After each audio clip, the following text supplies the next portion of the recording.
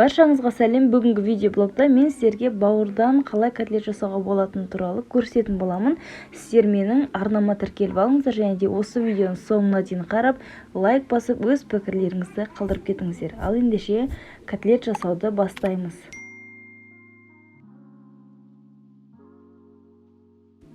Бізге керекті ингредиенттердің барлығының мөлшерін астына жазып кететін боламын.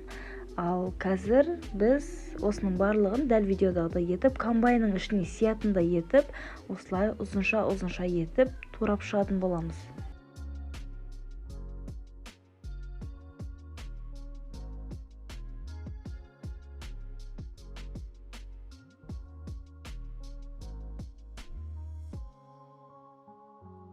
Барлығын турап дайындап алдым. Енді оның барлығын комбайнның көмегімен ұсақ етіп өткізіп аламыз.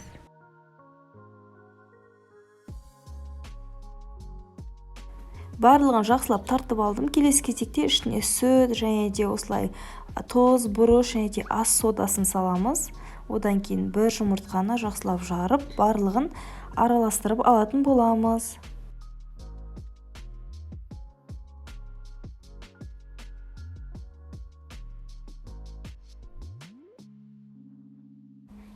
Мінекей барлығын жақсылап біркелкі болғанға дейін араластырып алдым. Келесі кезекте ішіне 2 ас қасықтай немесе 3 ас қасықтай ұнды салып тағы да жақсылап араластырамыз.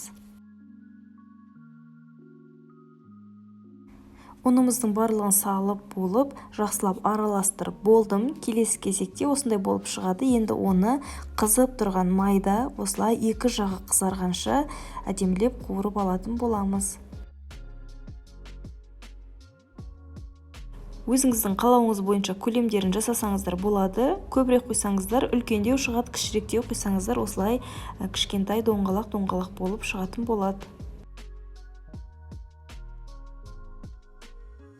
Барлығын осылай қасықпен құйып, 2 жақтары қызарғанша пісіріп алдым. Достар, ұмытпай YouTube арнама өтіп, қызыл жазумен жазылған подписаться дегенді басып өтіңіздер.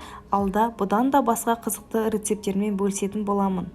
Мендегі қызықты видеоларды жіберіп алмас үшін және де каналды жоғалтып алмас үшін міндетті түрде тіркеліп алыңыздар. Достар, келесі видеода кездескенше сау болыңыздар.